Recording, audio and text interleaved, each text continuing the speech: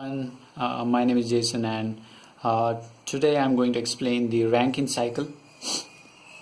Now, before going to the Rankine cycle, I know you guys must be wondering where's the Rankine cycle. The Rankine cycle is right here. But before going to the Rankine cycle, I want to explain this diagram because it will clear a lot of basics, and a lot of people get confused when we see this diagram right here, and you just kind of memorize it and make a mess of it. So I'm going to explain this diagram first, and then I can promise you that you will be clearing a lot of concepts after this video. So I have drawn this weird curve right here, this curve right here, and again these dotted lines. Now I want to just take you back to the real life example, which makes things more easier. Think that you're just cooking water in a container, and you're in a kitchen and your mom has given you to cook water, and what you do is just keep it in the gas. You switch on the gas, and start boiling, and when it gets boiled, you just switch off the stove. Now you have water in the liquid state when you keep it for boiling. So this area right here, this whole area, this area right here, and this area is the liquid state, and this area is the vapor state. So just remember this before starting this curve right here. This is the point where you start the boiling, and the water will be at 25 degrees Celsius. You increase the temperature, and what happens? The temperature gets increased. So this y-axis right here is the temperature line, and then the volume also gets increased. It's the VTV diagram. So the volume gets increased because you're converting water to steam, and steam is a gaseous state, and its volume will be higher. Now this point right here is the point where the water gets converted to steam, or the boiling begins. Now at this point also the water is at 100 degrees Celsius and it's not converted to steam. Now people get confused in this line, is that why is it that the temperature is not getting increased even though you are supplying heat? Now the answer for this is the energy is not going anywhere. This is the phase change process. The water gets converted to steam and the temperature remains same. So this point will be water at 100 degrees, and this point will be the steam at 100 degrees. Remember, this is the saturated vapor line. And after that, if we increase the temperature gets increased when we supply the heat. And remember, this is the constant pressure line.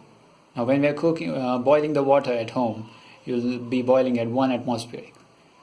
So that's the constant pressure line. Now there is one more line here. What I have done is I've increased the pressure. So this point, this curve right here is at a higher pressure. So when you increase the pressure, the temperature required for boiling will be higher. So what you can do is you can check at home, if you close the lid and give some pressure, the time required for boiling will be higher, or the temperature required will be higher.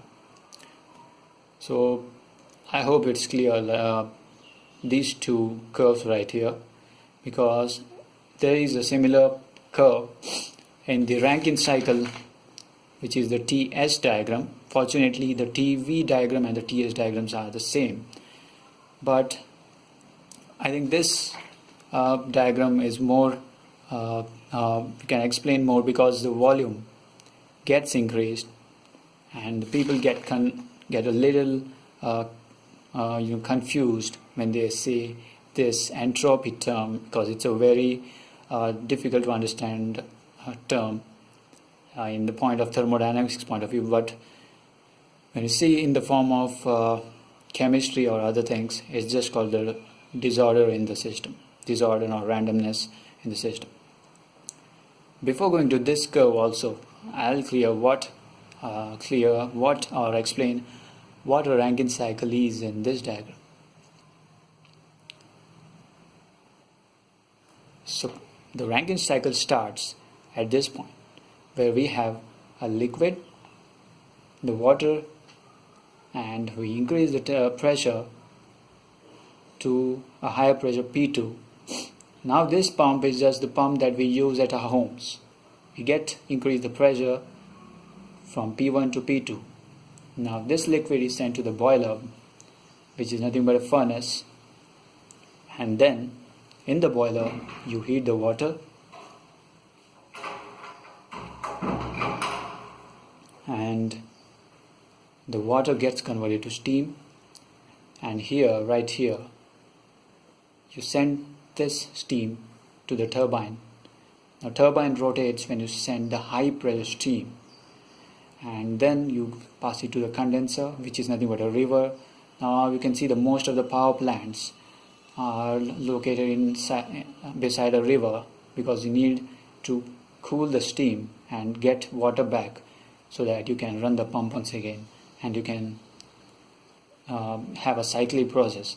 Once you start this process, you can't just stop intermittently, because the power that we get here will not be continuous. Now I know you'll have a lot of doubts when we see and in this diagram, and of course when we put the corresponding points here. I'll clear all these doubts at the end of the video, but I'll just complete what a Rankine cycle is in the TS diagram. Now 1 to 2, we have increased the pressure from P1 to P2. Remember that this is the liquid line. So in this area the water is in the liquid state, and remember that this were the two constant pressure lines which we explained here. So we are just moving in this line here. We increase the pressure, and that we have done by using a pump. So you increase the pressure, you still have water here, and then you go on increasing the temperature and up to this point. So this point is here, is the output of the boiler, and then you pass it to the turbine where we get work output here, and this is the expansion process, and it is shown at the constant entropy line, because you see here the entropy remains constant because it's in the there's a straight line here and the entropy remains constant. And what happens, and this 3 to 4 is this line right here, and 4 to 1 is condensing the steam, and you're getting liquid once again up to here. So 4 to 1, so is this portion right here. It's just the steam that is sent to a river or a cooling tower where it gets condensed, and again the cycle repeats. Now some of the doubts people have is why do you use a pump to increase the pressure? Right after the turbine we have steam right here, and why do you need a condenser? You can pass this to a gas compressor and directly to the boiler, and you can save the cost by removing this and this. Now the answer lies in this equation right here. Now the amount of work required to run a pump is simply V into P2 minus P1. That is this pressure P2 and this pressure P1. And the volume is here, it's very less, because the volume of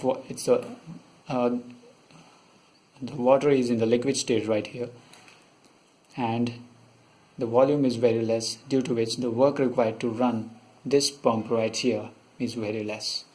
And that's why you use a centrifugal pump and not a gas compressor, because to increase the pressure of the steam you require a very high work input to the compressor, and you'll not get the work output from the turbine, because most of the work from the turbine has to be sent to a gas compressor, and you require a condenser for that purpose, because this is a centrifugal pump. So once you have a centrifugal pump, you definitely have to cool this steam. And one more concept right here is, as this is an ideal Rankine cycle, so there are so many irreversibilities and losses which are not shown here. We have shown an ideal Rankine cycle for understanding. And one more thing is, if you're wondering, people still don't know how you get electricity at your home, it is by this thing right here that was identified by a person called Rankine. And this element right here, turbine, runs the shaft, and it is connected to a generator. It runs a generator which provides electricity to our homes. So that is how you get the electricity at your homes. And most of the power plants are run by coal, or you use nuclear power nowadays. That is the different types of power plants. And there's most of the people, if you're wondering like how we get electricity, still is, I recommend you to see the video on how electricity is generated by a rotating element. So you can check the videos on how electricity is generated by a shaft, by rotating a shaft. And that is, I think, it. If you have any doubts, you can write comments, and I tried my best to explain the Rankine cycle. I recommend to just see some videos on YouTube on a real thermal power plant, and then come back and see these graphs right here, which will definitely clear a lot of doubts. And that's it. Thanks a lot.